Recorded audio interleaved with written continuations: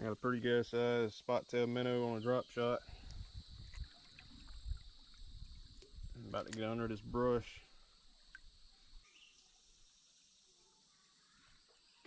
Got him, good one, good one. Come on, don't come off.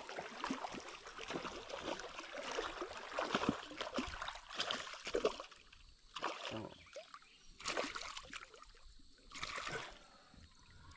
See how fat that spot is. That's a good little spot right there.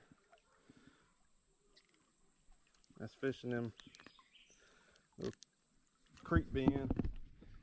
You got knee deep out here, real shallow, and then it drops off on this creek bend.